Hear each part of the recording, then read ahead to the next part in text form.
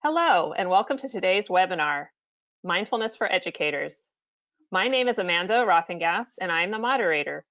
Before we introduce our speaker, I would like to let you know a bit more about our webinars. Both Sanford Inspire and Sanford Harmony host these webinars where thought leaders and educators share best teaching practices and tools to support social emotional learning. These presentations are the opinions and content of our guest speakers and may not necessarily be a direct representation of Sanford Harmony or Sanford Inspire.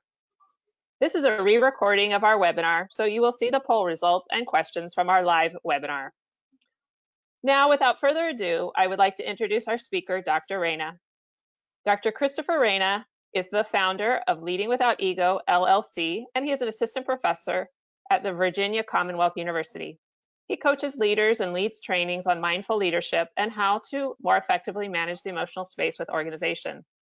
Christopher is very passionate about education and co-founded Heroes for Students, an EdTech nonprofit based in Phoenix, Arizona. Last year, Dr. Reina presented an overview of mindfulness, and you can access that presentation at any time on our YouTube channel. Today, Dr. Reina will provide a general overview, and he will spend more time sharing specific strategies for mindfulness for educators, including tools for facing the new challenges we are dealing with today. Please join me in welcoming Dr. Reina. Hello, everyone. It's wonderful to be here with all of you, and thank you to Amanda and Sanford Harmony and National University for hosting me today. When we had originally created the content for this was before some of the challenges that we're currently experiencing. So I've retooled the presentation, I hope, to be much more valuable and interactive with regard to our current circumstance and what we're going through and the challenges that we have going on and how mindfulness can help us address those. So without any further ado, I'd like to give us a moment, a space and time to acknowledge that things are changing, that our stress levels are probably pretty high. And we need to be kind to ourselves. We need to be mindful of the changing circumstances and think through how do we build some more mindful moments throughout our day. And as we'll spend time talking about today together, one of the biggest ways that we can become more mindful is to build mindfulness structures into our day. And so I'd like to do that now for us. And that's just start the presentation with a mindful moment, a time for us to do nothing, a time for us to just let the shoulders down and relax. So if you are seated, go ahead and make sure your feet are resting on the ground. I want you to consciously be aware of your shoulder position. Just let your shoulders down a bit. And I want you to feel your feet resting gently on the floor. Spend around 3 to 4 minutes. I'm just going to take you through a series of exercises to bring attention to the present moment and just let go of our mental stressors and anxieties. So as you sit here and relax, if it's comfortable, just go ahead and close your eyes. If you'd rather not, that's fine. Just gently direct your gaze about 2 to 3 feet in front of you. I want you to just rhetorically ask yourself, what does it feel like to be sitting here right now?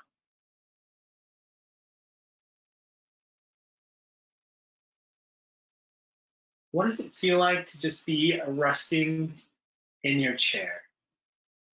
What does it feel like to have your feet resting on the floor? Can you feel perhaps different points of pressure or heat? Maybe allowing your attention to rest in the back of the legs or the small of your back as you lean in the chair.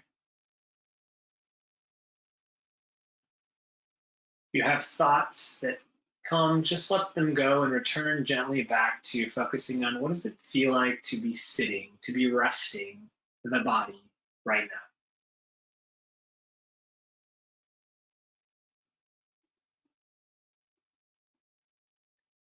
I'd now like for us to focus a bit on what we can hear. We have mostly completely become work. We've completely created our work environments at home, likely given circumstances. So as you sit and as you're in your new work environment, what sounds can you hear? Do you just open your ears and listen?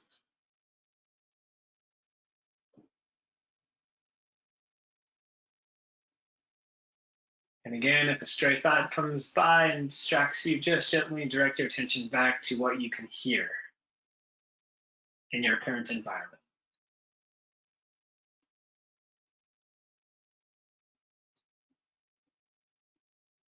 And finally, I want us to think about and rest our attention on our breathing. What does it feel like to be breathing and to now be thinking about your breathing? Are the breaths long or short? Rushed?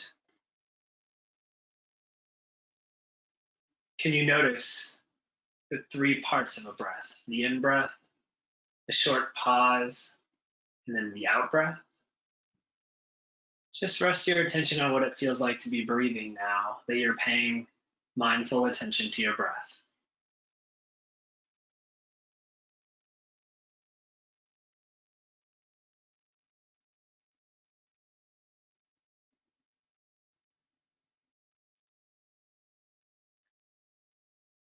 And as a stray thought comes, like they always tend to do, just return right back to focusing on the breath. If it's helpful, you can just count your breaths, 1 for an in breath and 2 for an out breath, and just reset when you get to 10.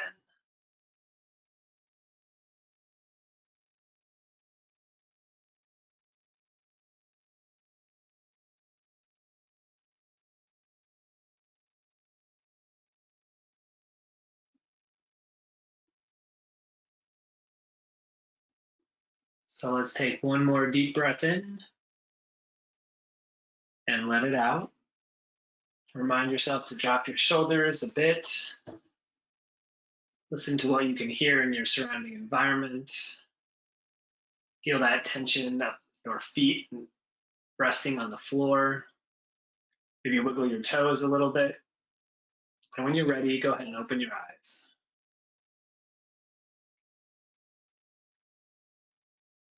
So we have a lot on our mind, and hopefully what we did just by taking a 3 to 4 minute structured activity, we were able to let some of those thoughts and those emotions just go.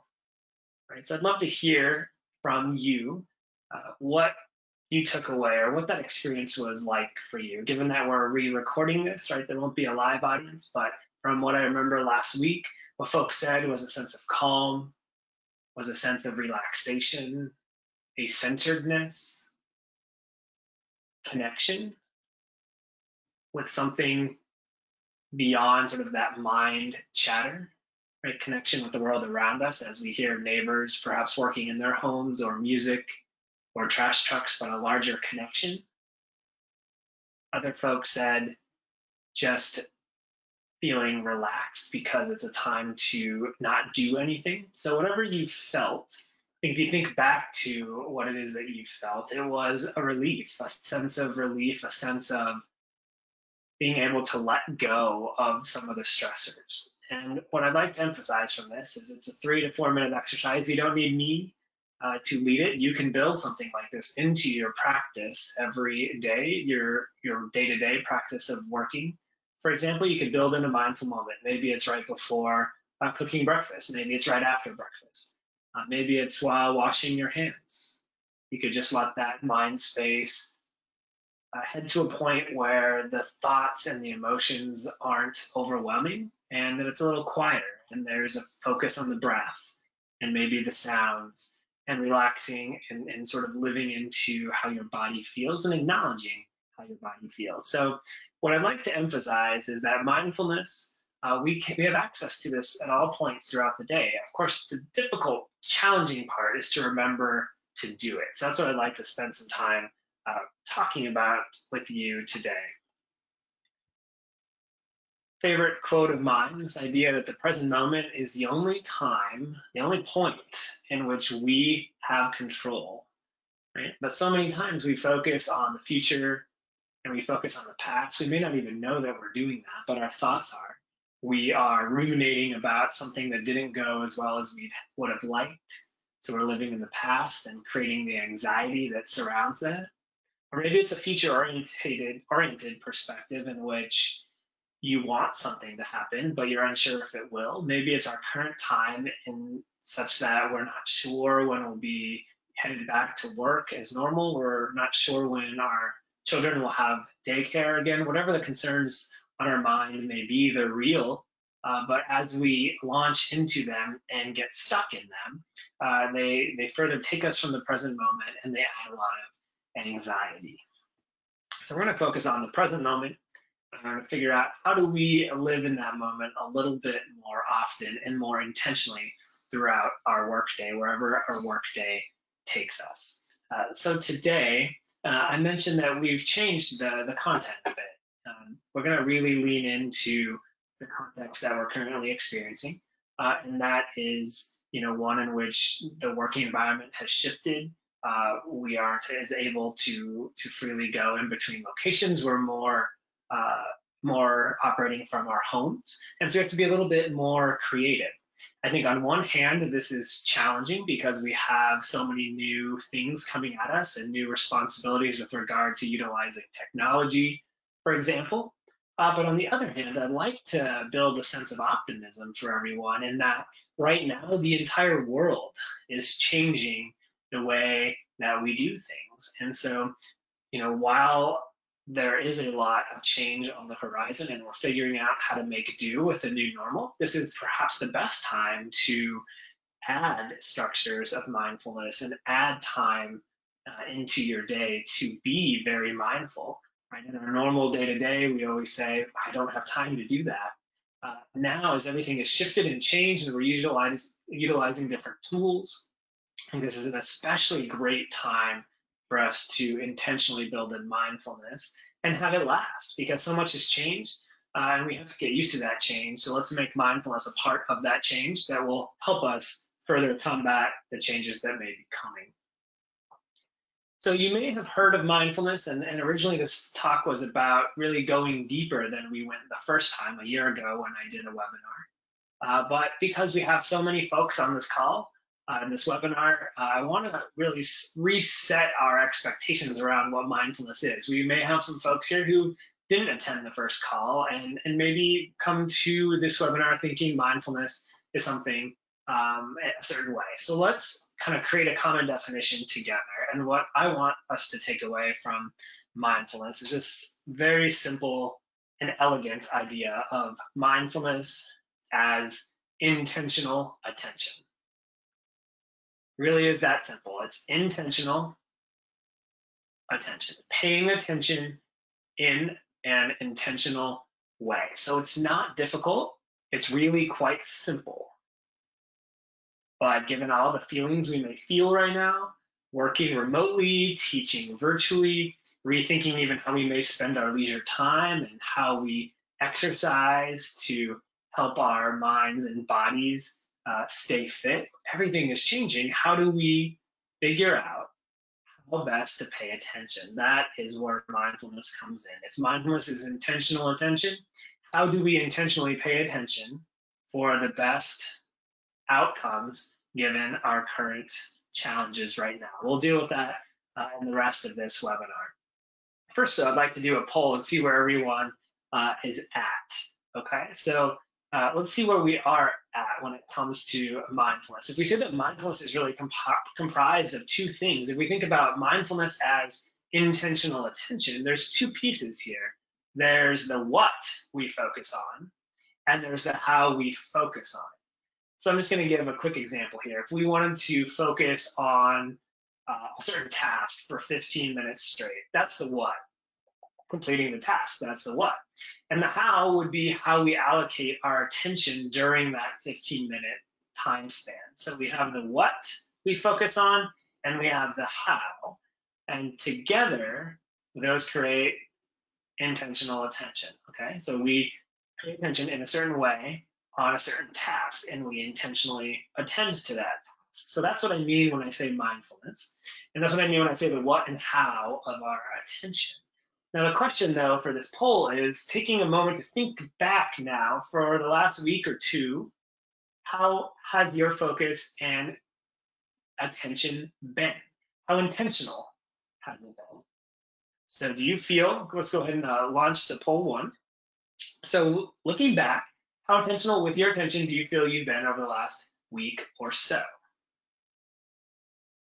Right, so we have 4 choices here. And skipping forward to the results, what we find was, most of us are and tend to be pretty intentional with our attention, is the best that we know, between 25 and 75% of the time. We have a few folks that aren't at all intentional and a few folks who are pretty intentional most of the time. But majority of us are tending to not be so intentional, or to be intentional with our attention around 50%, let's say, of the time. The interesting thing is, and a point for reflection here, a lot of times when we train people in mindfulness, their level of self-perceived mindfulness after training them in mindfulness actually goes down.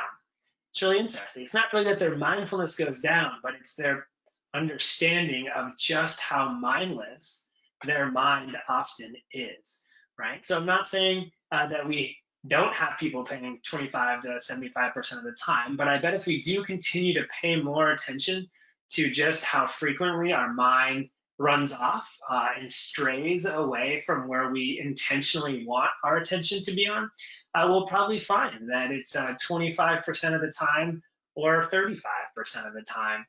So I'd like to ask you to pay attention to that, especially as we navigate this challenging environment. Just how frequently is your attention an intentional act? Or does it just go from task to task, almost as life happens to us? Are we in control? Are we intentionally attentive? Or does our attention get drawn from the things around us? That's the question we'll play with for the rest of the webinar. So as you can probably tell, and as you may have learned from the last webinar, the way I define mindfulness is quite different than a lot of folks who may define mindfulness. I do believe, yes, it is present moment awareness without judgment, sort of the full definition of mindfulness. But when I think about and train leaders and educators and think about, even for myself, how do I do mindfulness? How do I become more mindful at work? The present moment awareness without judgment is challenging for me to think through. And what does that really mean? But intentional attention, I get every time, right? And when you define mindfulness as non-judgmental present moment awareness, it sounds like something that's sort of an opt-in thing, or something that, maybe it's good for some folks and maybe it's not good for other folks. But I think the power of it, defining mindfulness as intentional attention, it reinforces this very vital lesson that all of us could benefit from being more skillful, more intentional with how we pay attention, both the what we pay attention to and the how we pay attention, right? So, and you may wonder, how is mindfulness different than meditation, or mindfulness different than yoga? And I think the interesting way also of defining mindfulness, the way that we do here with intentional attention, it's a broad term in that it is sort of the umbrella term for thinking of many different types of behaviors that you could do. Maybe it's a breathing meditation. That fits under the category of mindfulness because you're intentionally paying attention to the breath, right? So it's intentional attention. You think about yoga, perhaps it's putting the body in a pose and being aware of the breathing. Again, that's an intentional way of paying attention. So I like defining mindfulness in that big way because it encompasses many different ways to practice mindfulness, and it doesn't prescribe a certain way, because we're unique and diverse individuals, and maybe yoga works for us and maybe breathing meditation works for some of us.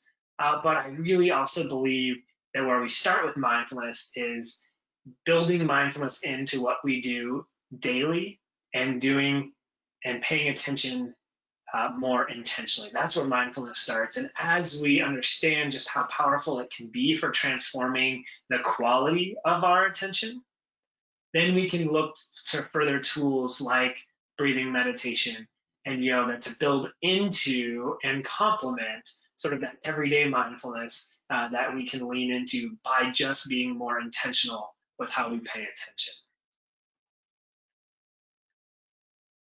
A fun example and a neat analogy that I like to think of when it comes to mindfulness is an attentional pie. So you have only a certain number of pieces of this attentional pie that you can give out, right? So it brings to focus very clearly the idea of who and what, or who and what, and how our attention gets paid, right? So not everyone can have a piece of the attentional pie, and not everyone can have a full piece of that pie. That's the idea here. It's the value proposition. And if you think about the English language, the word we use and associate with attention often is pay, right? In Spanish, it's prestar, which means to lend. It's also a money-based type word. So two of our verbs in English and Spanish are really about paying or about value. And so culturally and linguistically, the languages build in this idea that our attention perhaps is finite and it's valuable, and we have to be very careful who and what gets paid attention to because we don't have infinite resources, right? So this idea of an attentional pie, think about it as your favorite dessert on your favorite holiday that you celebrate, and we can't afford, nor do we want to give everyone and everything our attention because we only have so much of it. We have to protect it. And the value prop here is that we have to become more intentional with giving out the pieces of our attentional pie.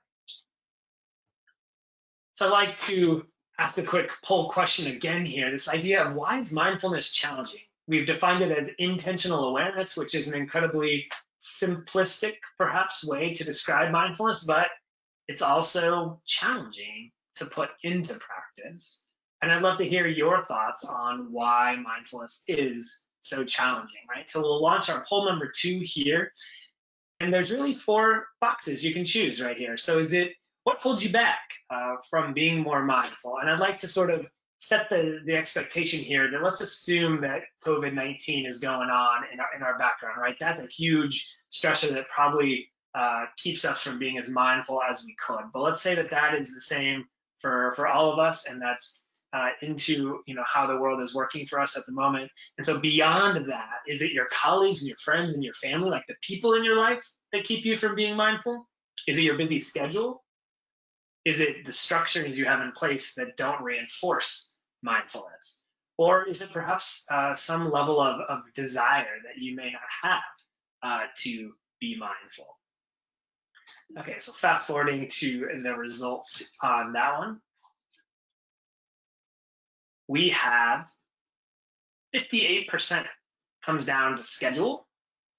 Some of us said, but a small number said at the top here that the colleagues, friends, family, relationships hold us back. So not as many on that, but it's really the structure and the schedule. And if you think about structure and schedule, I mean, they're in a lot of ways very similar. It's the idea that we structure our schedule, or our schedule structures us, but there's this back and forth between the two. And that's interesting. Let's think about that for a second. What gets in the way of us being mindful is whether it is scheduled or whether we make time for it.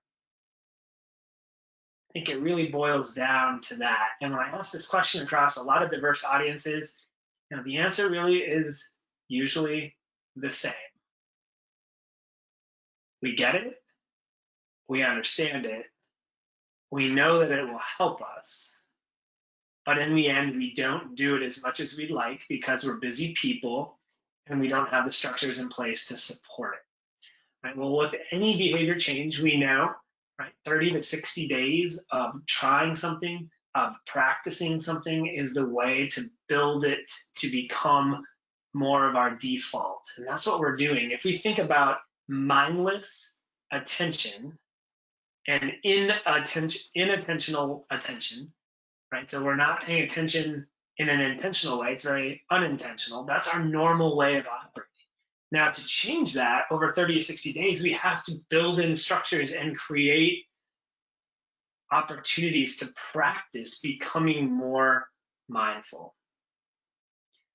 So I speak to quite a few audiences, and they want the trick to becoming mindful quicker, right? They ask me, what's the one thing I could do that just makes me more mindful and will help me? And I often say, there's really no magic elixir to being more mindful. Because as I said in the previous slide, it's about behavior change. It's about taking a look and reflecting on just how mindless we are most of the time, and recognizing that that's normal in so many ways. Our mind is made to think. It's an incredibly complex thinking machine, and it thinks a lot. And that's what it does. And it takes intentional attention to let it not think, to ask it not to think, and just to be present. Because usually if it's thinking, it's in the future or it's in the past. And as we know, that adds to our anxiety.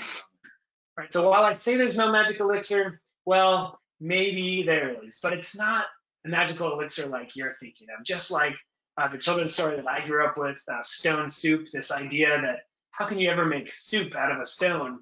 Well, of course you can't, but you can add a lot of ingredients that complement it. And over time, if you crowdsource this soup and you get other people's passions and you build in structures and you add different ingredients, of course you can make a delicious soup. And that's really the elixir I'd like to build with all of us here. So there's no magic solution to making mindfulness happen, but there are a series of ingredients that you can add over time that create a more mindful presence, just like that stone creates a delicious stone soup in the end. So the first piece is to understand. We have to understand what mindfulness is and how it's helpful and how we can harness it for more intentional living and why that matters for our well-being and our mind and our relationships and the children that we teach. Second part is creating the structures. So no matter what happens, it's a part of the day. We have to deal with email, we have to check email, we have to get back to people. That's because there's a structure that requires it. Can we elevate mindfulness to the same level of checking our email? Right? We check our email without fail. Can we build in and stay committed to mindfulness, however small amount of time it may be? Can we build it in so it's structurally as important as the things we do every day, like brush our teeth and check our email and eat meals? Can we make it that simple, that easy? That's our challenge with mindfulness and with any behavior change, but we're talking about mindfulness today. And then practice it and deliberately practice it. And if you say, hey, isn't that just mindfulness? Intentional attention, spend intentional attention being mindful? Absolutely. All this is just mindfulness. So I could sum up this whole magic elixir idea by practicing it and believing in its power, understanding and reflecting on how much better you feel when you're mindful, when you let some of the stressors and anxieties go and you pay attention to the present moment, and reflecting on that and then wishing to emulate that and practicing that over time. That's the key to becoming more mindful. Let's jump into understand and kind of think through what are the various pieces of understanding. Well, as I mentioned, reflecting and understanding how your mind works and operates, and chuckling to yourself sometimes when stray thoughts pop in about the future. Maybe it's, hey, I really messed this up last time. I wonder if I'm going to mess up this time. Catching yourself, chuckling about that mental chatter that you have and letting it go and reflecting on just how often those kind of thoughts or ideas or emotions come back. And then collecting the data over time. Maybe it's a journal, maybe it's a diary, maybe it's keeping a note for one day, just how often you try to work on a task and then end up checking email or going downstairs to get something to eat or searching the web for something. Just keep an hour-long diary sometime of just how mindless we can be when it comes to our devices. Again, it's not a judgmental way of thinking about it. It's an awareness, which builds the case and understanding for why we need more mindfulness. And then ask questions, right? So opportunities like today in the webinar, right? Opportunities to ask questions. Ask questions of yourself and ask questions of other people. Figure out what structures they use. Figure out how mindfulness has helped them. Continue to build the case study for why mindfulness is important and how it can help you, right? So use the resources around you, and asking questions help ensure you utilize those resources because you lean on the understanding of others so you can also gain understanding. The next part is developing structures. You may expect verbs like planning and scheduling to be there, but maybe the last two are a bit different. Be daring. What I say by be daring is try new things, challenge yourself, and believe that challenging yourself is an important part of the process. If we think about mindless living, it's all about routinized, habitual ways of going about living, doing the same thing. We become mindless when we drive to work the same way every time because we tune out. It's no longer interesting. But if we just adjust the idea and say, I'm going to look out the window and notice something new about the neighborhood that I drive through, or maybe it's a walk close to your neighborhood. It's the same route you've always taken, but what can you notice that's new, or what aspect or feature of the house next door can you note for the first time if you just pay attention? As soon as you do that, you get out of your head thinking about the future and the past, and you simply direct your attention to the present moment. Again, these mindfulness exercises don't have to be as deliberate or as set aside as what we did at the beginning of this webinar. It doesn't have to be 3 minutes. It can be a series of check-ins with your own mind and thoughts throughout the day. And maybe it's every email that you get, can you let your shoulders down and take a deep breath? Whatever that structure is, make it relevant to you, and you have to follow through on it. I just recently got an Apple Watch, and the Apple Watch tells me to breathe throughout the day. What many of us probably want to do, and what I want to do sometimes, is just sort of swipe that notification away. But listen to it. It's telling us right now, it doesn't matter what you're doing, this is a good thing to focus on. Focus on the breath. Focus on what you're doing. Bring some intentional attention to your day and use those structures around us, whether it's technology or whether it's the structures we create. Every time you cook food could be an example. That could be a way that reminds you to check in with the body and mind. So whatever it is, make it work for you. And I'd say, especially in these times in which we are living closely and frequently with roommates and husbands and wives and kids and grandchildren, perhaps, maybe we're seeing a lot more of people because there's not the separation between work and family and home anymore. So use some of these mindfulness structures to create relationships and to do mindfulness together. Could you do a breathing exercise together as a family? Could you, think about the food that you make before or while you're making it, and can you maybe eat in silence for just 2 minutes at the beginning of a meal, and just see what does silence bring to a meal as you enjoy the food in a different way. You don't have to do that every time, but you're mixing it up. You're being daring. You're trying things differently. Try brushing your teeth with the opposite hand. Just mixing up the routine. Every time you do that, the mind has to concentrate on that activity. And when you force it to focus on something, in other words, to pay attention in an intentional way, we lose all the baggage of the past and of the future, and we're by essence, or we're by definition then in the present moment. And the final piece is deliberately practice, experiment, try new things. This goes along with the last slide. Letting go of a need for results. There's no result you need. And that's the beauty. Everything else we do, it seems that we're trying to get the right answer. We're trying to do it in a perfect way, try to do it in the right way. The greatest thing about mindfulness is it is all about the journey, not the destination. The whole point of mindfulness is becoming more capable and able to commit our attention in an intentional way. So every time we try it, we're successful. There's no such thing as a good mindful moment or a bad mindful moment. There just is a mindful moment. It's claiming that it was successful because you took the time to stop the chattering mind and to be in the present moment.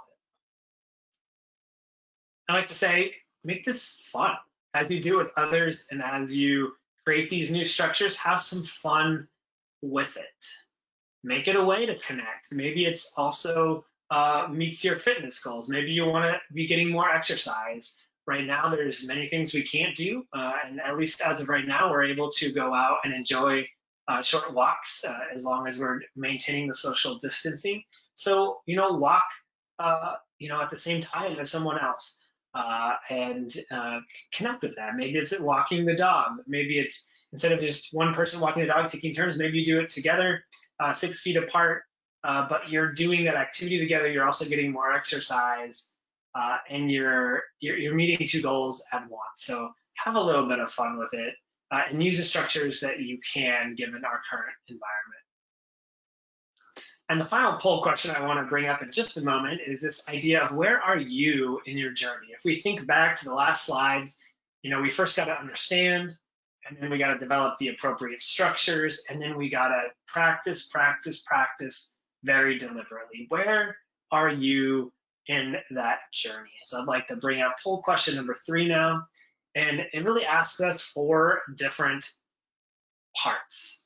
So what is your mindful journey feeling like right now? Are you unconvinced about why it's important? That'd be your first choice. Or is that you firmly understand that there's a need, but you just don't have the structures?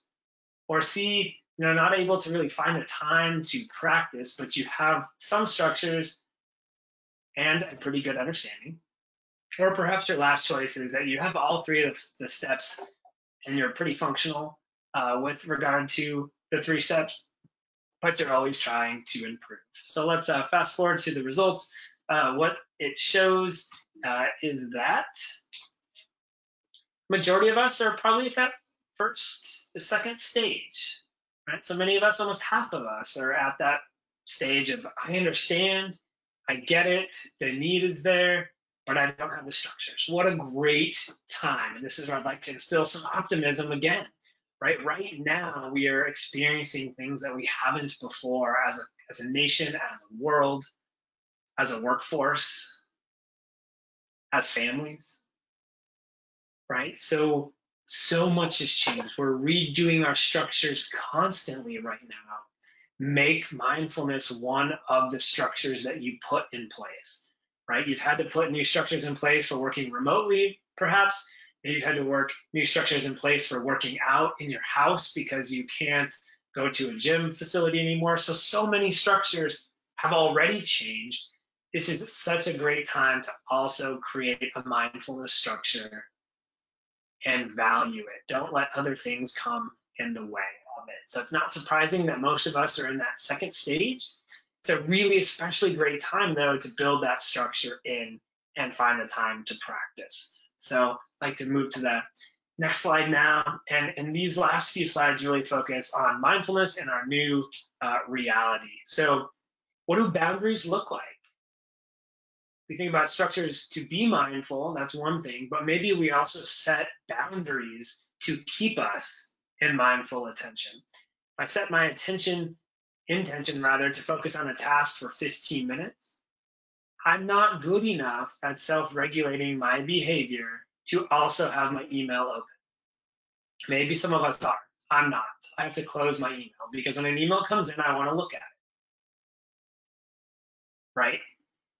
As news comes in, if it is a notification on my smart device or my monitor, I'm going to want to look at it. It's designed that way. The apps are absolutely designed in a way that keeps us looking at them, glued to them, right? So we have to sometimes create the boundaries, and creating a boundary is a type of structure so that we can get that work done.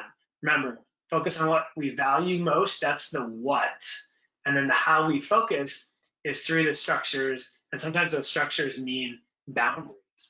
And I read an article the other day that suggested that perhaps some of us check our email up to 70 times an hour, right? It's a crazy number. Maybe it's not 70, but do you find yourself checking your email maybe 10, 20, 30 times, whatever the number is?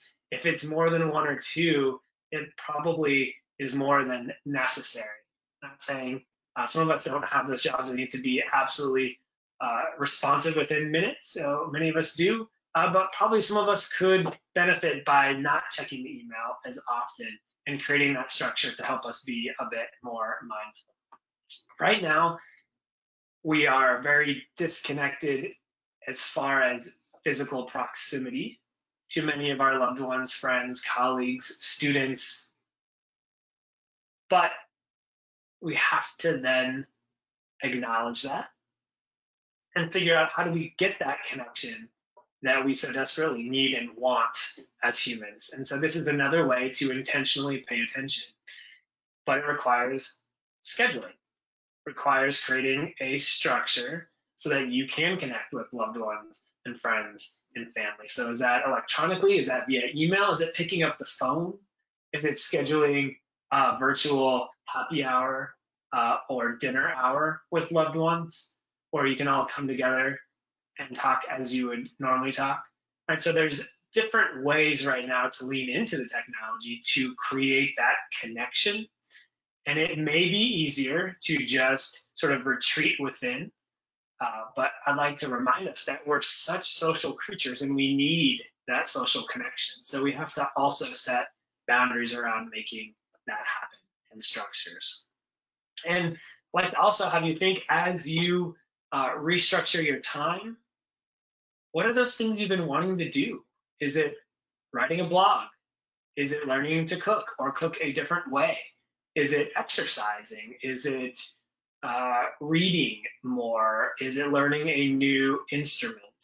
Whatever that is, this is such a great time, again, because all of our structures have changed, or many of our structures have changed. Just change one more and add in something that you've been wanting to do. Again, that newness and that beginner's mind with regard to that new activity by default will put you in the present moment and let the future-oriented and past-oriented thoughts go away. When you're playing an instrument, you don't have time, quite literally, to devote those attentional resources to the future and the past. You have to be in that present moment. And so think about those things you've always been wanting to do. Can you do them now? Can you build in structures around them so that you can further help bring yourself to the present moment? And I think kindness is a huge piece that we also have to focus on, right? It's being kind to yourself. It's being kind to others. It's being empathetic and compassionate. The root of compassion is really this idea of suffering with others. And if you think about it, our world and our nation are suffering right now, whether that's the folks on the front line seeking to provide care, maybe it's those who've been infected, maybe it's those who love and care for those who've been infected. It's financial, it's in our retirements, right? There's a lot of strain and stress on the whole larger system. And I want us to remember that we have to be kind to ourselves and to others. And to some extent, all of our behaviors are driven by three things, and that's fight, flight, or freeze. And to some of us, right, what we see in others may seem like they're not taking it seriously because maybe they're freezing and maybe they're saying it's not so bad, right? And maybe some of us are saying it's really, really bad and we're wanting to fight it. Now, it doesn't matter what the actual answer is because I think we don't know and it's changing daily. But the point is that we have different ways of seeing and experiencing the world when it comes to fight, flight, or freeze, when it comes to the stressors that come up. And we're all experiencing different stressors, and we're probably all experiencing different reactions to those stressors. Sometimes it seems like an underreaction. Sometimes it may seem like an overreaction. reaction, but we're all trying to adjust to a new normal, right? And so allowing a little bit of grace, allowing some compassionate response to emerge is a really helpful thing for ourselves and others right now as we just adjust to so much newness. So how else can we become mindful and bring that into our day? And one thing I like to focus on is this idea of preparation instead of showing up. I urge my students in the classroom, when they give presentations, what do you want the audience to feel because you spoke to them? And how do you create that experience? Many of us are educators on the call, right? This idea of preparing the lesson plan and the learning objectives, right? It's not just showing up, it's preparing, it's creating an experience that I would suggest is very intentional. It's a very intentional way of paying attention, and it absolutely changes how that interaction with people goes, whether it's leaders in the organizational world that are giving performance evaluations for their employees, right? If you just show up, right, you read what's on the paper.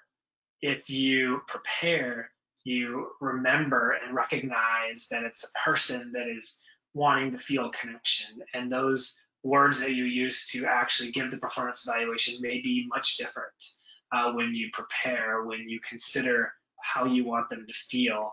And that takes preparation. It certainly doesn't just take showing up. But if we think about it, because our lives are so busy, and as we all answered that poll question earlier, we say we're not mindful because of our busy schedules and our lack of structure. And so I would also suggest that most of us mindlessly show up for meetings, we show up for events, and we show up to whatever we do because we're just so busy, we don't have that time to be mindful. So how do we structure mindfulness in our day? Maybe it's a 50-minute meeting instead of a 60-minute meeting. Give people a 10-minute break. Use the restroom, get some water, clear the head. Because can we really ask our people, our employees, our students to just go, go, go, go and be at their best? Run from one thing to another? Probably not, right? So we got to think about what we want that experience to be and then create that experience for our students and for our colleagues and for our family. In the world of education, I think transition moments are so vital to building mindfulness in. So think about hand washing between activities. Think about transition times between sort of lunch and being outside and coming back into the classroom. Maybe it's the beginning of the day. Maybe it's synced to a bell schedule. Think about all the different transitions that students experience and educators experience throughout the day. How do those transition moments become ways that reinforce and become the structure from which mindfulness flows? And every bell you hear, can you remember to let your shoulders down and take a deep breath, and then move more intentionally to that next activity rather than just moving kind of in a routine way to that new activity. And the final point I'd like to make here is this idea of what we call flow. Flow is created when there is a sort of perfect match between the challenges that individuals face and the resources they have to face those challenges.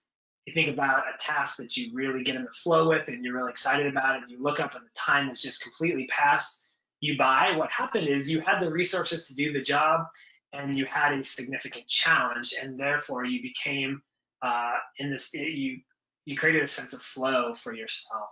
And I think mindfulness provides the resources part of the equation, because we know we certainly have a lot of challenges right now.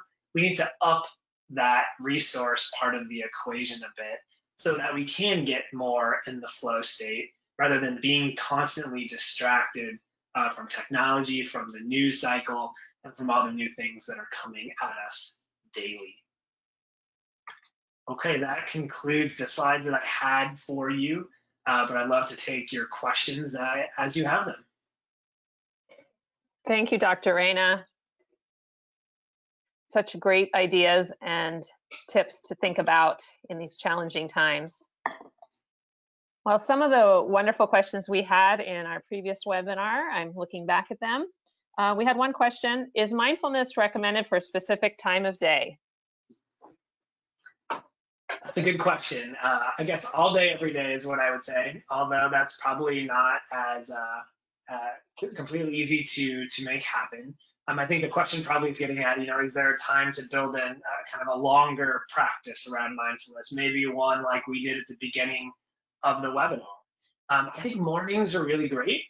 Oftentimes, there's a lot of kind of promise for the day. You feel like the day could be anything. So we wake up hopefully energized, hopefully we got enough sleep, and we sort of have that feel of a promising day. And I think mindfulness can help augment that and really help reinforce that. So I love sort of in the morning, maybe it's with coffee, maybe it's while the coffee brews, maybe it's just staying in bed for a moment and not jumping out of bed, but listening to the breath and sort of feeling the breath and not jumping to the calendar and not jumping to the emails, but just mindfully, intentionally committing attention to just being before the day starts. I think it's a really nice time to build mindfulness in a big way. But then to get toward more of the process that I reiterated in the webinar, it's really about doing mindful acts, little mini micro mindful moments throughout the day, all day, every day. That's what strengthens the capacity and reminds us in each sort of activity that we do, we have a choice in the matter. Is it going to be kind of very mindful activity for us, or is it going to be routinized and habitual? And just sort of thinking about and using structures like the bell schedule that I mentioned, that sort of brings us back into hey, I can actually control how I'm experiencing this moment rather than being controlled by this moment. Thank you for that answer. We have time for one more. There are some teachers that are already thinking about when they're going back to the classroom, which is great. And we know mindfulness is very helpful for students as well. How would you recommend you use these type of strategies in a kindergarten classroom? I think it comes back to the structure. So the timing throughout the day. So as educators, how have you structured the kindergartner's day with regard to activities? And how do you even just throughout those transitions of activities reinforce self-reflection? One thing that I've seen really useful in sort of the younger classrooms is what you call like a mindfulness jar or like a glitter jar. I think it's pretty easy. You can get some recipes online. It's just glitter and water, and I think maybe dish detergent or dish soap. And what it does is you shake it up, and you see all the sparkles, and they're all over the place. And you can, help students perhaps understand that is the thoughts and emotions that are running through their mind. And then if we just take a moment and we watch those thoughts and emotions, and we catch ourselves and we just smile at them and we let some time pass, right? So if we're more intentional with how we pay attention, what we see is that the glitter settles on the bottom and the mind comes to a restful state instead of a heightened, agitated state. So I've seen that work really, really well. And then I would just, maybe in times when the children are stressed or anxious, returning to that, glitter jar analogy of, hey, we have a choice in the matter, even though right now it seems like everything's so crazy. We can let the dust settle or let the sparkles settle a little bit. Great, thank you. Great suggestion. I think many of our primary teachers are going to be taking that suggestion and adapting it when they head back to their classrooms in the fall. Wonderful idea. Dr. Reina, do you want to share how folks can reach out to you or a little bit more about your blog? Yeah, absolutely. So on the last slide, you see at the very bottom there, leadingwithoutego@gmail.com. You can reach me via that. And then I also have a blog called At the Leading Edge on Psychology Today. So that link will be in the slides. There's some more tips and tricks that you can use to hopefully navigate these stressful times with a bit more mindfulness. And yeah. feel free to check those out. Well, thank you so much, Dr. Reina. It was a pleasure to have you join us today. And thank you, viewers, for taking the time out of your busy schedule to learn more about mindfulness for educators. Dr. Reina, do you have any final words for our audience?